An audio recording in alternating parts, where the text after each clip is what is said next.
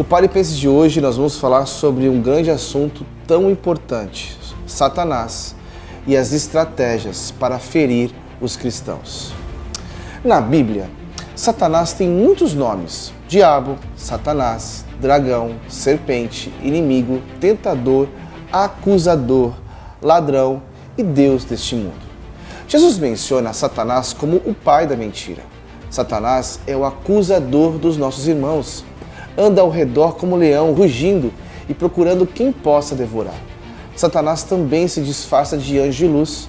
Ele usa mentiras e falsas promessas para atingir o seu objetivo, que é causar dor, miséria e sofrimento. Seja bem-vindo ao Pare e Pense de hoje.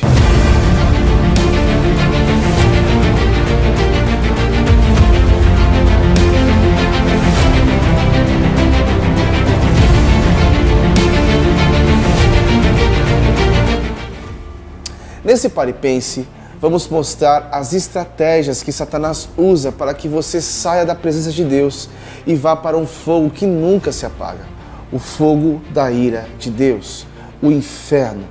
Bom, mas antes de iniciarmos o programa, vale a pena lembrar para nós, crentes, que o diabo não tem carta branca para fazer o que quer.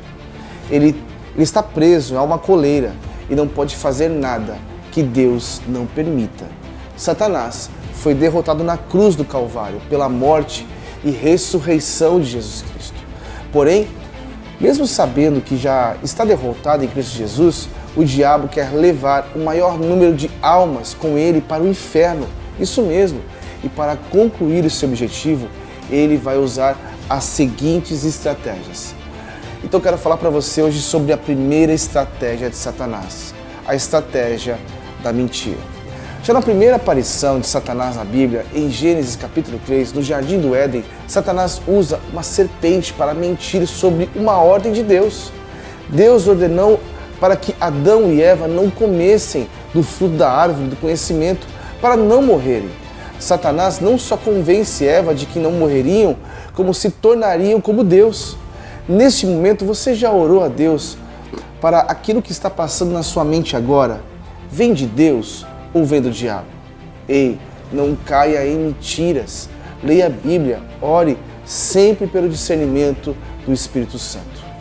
Segunda estratégia de Satanás, a cegueira espiritual. Para que o homem caia na mentira, Satanás precisa cegar a mente dos incrédulos. Em 2 Coríntios capítulo 4, de verso 4, está escrito assim: o Deus desse século cegou o entendimento dos incrédulos para que lhes não resplandeça a luz do Evangelho da glória de Cristo. Então ele está dizendo o seguinte, que nós precisamos levantar uma torre de vigilância e não nos deixarmos enganar com a satisfação espiritual. A ordem sempre foi vigiar e orar. Terceira estratégia, Satanás se faz anjo de luz. Segundo Paulo, em sua segunda carta aos Coríntios, capítulo 11, dos versos 13 a 15, ele alerta de pessoas que se auto-intitulam como apóstolos. Satanás também tem servos aqui na terra. O mesmo, dentro das igrejas, professam que o próprio Paulo chama de doutrina dos demônios, o que em Atos capítulo 20, verso 30, diz que esses falsos profetas arrastarão as pessoas para a destruição. Então nós precisamos pedir para que Deus nos dê o dom de discernimento e a sede da palavra de Deus. Ei, não se deixe enganar, meus irmãos. A leitura da Bíblia é o único porto seguro para que você não caia na tentação de doutrinas duvidosas. Quarta estratégia. Satanás também faz sinais e prodígios. Estejam atentos, porque nos últimos dias, até Satanás virá operando sinais e prodígios para confundir, inclusive, os escolhidos de Deus. Como está em Mateus, capítulo 24, de versículo 24, Jesus descreve os últimos dias da seguinte maneira: surgirão falsos cristos e falsos profetas, operando grandes sinais e prodígios para enganar, se possível, os próprios eleitos. A pergunta que eu faço para vocês é: o milagre, o sinal, o prodígio está glorificando o nome do nosso Senhor Jesus Cristo? Ou esse prodígio está em nome do pecado, em nome do anticristianismo e glorificando o seu autor? É de se pensar, não é? Então vamos lá. Quinta estratégia, a tentação. É na mente que Satanás trabalha. Primeiro ele cria uma mentira, como fez com Eva. Depois ele cria situações reais para a mentira. E logo após a ação, faz você cair em pecado por causa da mentira. Em 2 Coríntios, capítulo 11, de verso 3, Paulo faz um alerta. Ele diz assim: mas receio que, assim como a serpente enganou a Eva com a sua astúcia, assim também seja corrompida a vossa mente e se aparte da simplicidade e pureza devidas a Cristo.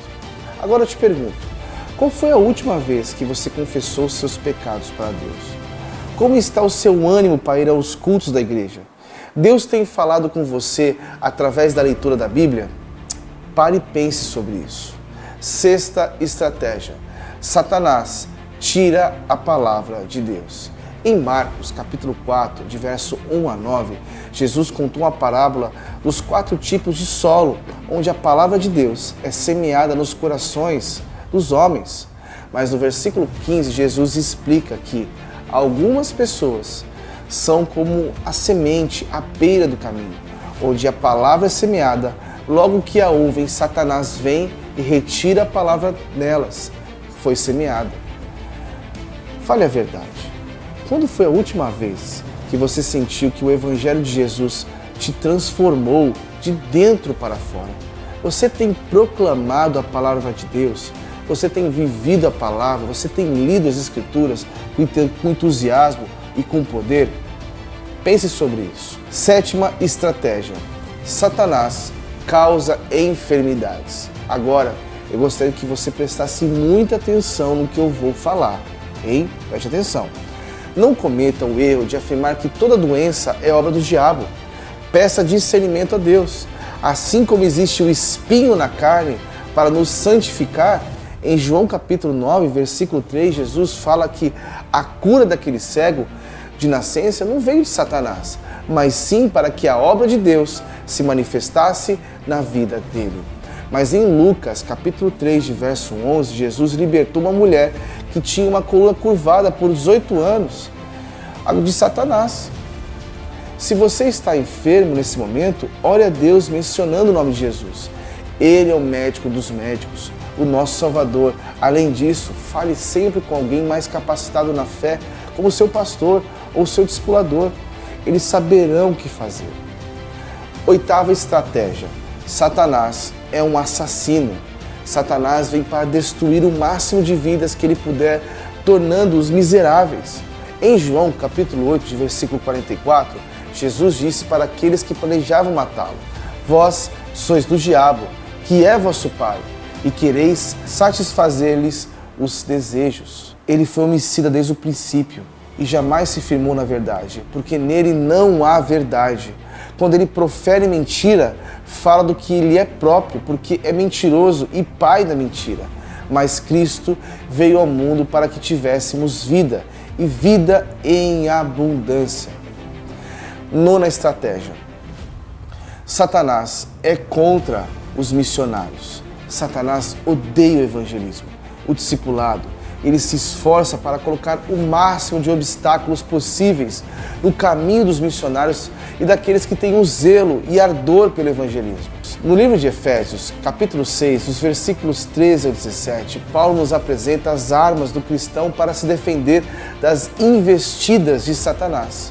Ele diz assim: meus irmãos, vistam-se com o evangelho da paz, o escudo da fé, o capacete da salvação e a espada do Espírito, que é a palavra de Deus. Décima estratégia: Satanás é o acusador. Acontece conosco o mesmo que aconteceu com Jó. Satanás fala com Deus contra nós. Eles não te amam de verdade, eles amam os seus benefícios, mas não se deixe acusar. Temos um advogado, o intercessor, que é Jesus Cristo, assim como está em Hebreus capítulo 7, do versículo 25. Portanto, pode alguém salvar perfeitamente os que por eles se chegam a Deus, vivendo sempre para interceder por eles. Quero te falar uma coisa. Pare e pense. Existe uma guerra espiritual, existe uma batalha, mas você é vencedor E você é filho de Deus. Você é amado pelo Senhor. Satanás tem as suas estratégias. Ele pode até te desacelerar, mas ele não pode te parar. Continue caminhando. A ordem é que você marche, como está em Romanos, capítulo 8, verso 37. Mas em todas as coisas, somos mais que vencedores, por meio daquele que nos amou. Te deixo aqui a paz de Cristo, que excede todo entendimento. Eu te espero. Até o próximo Pare e Pense.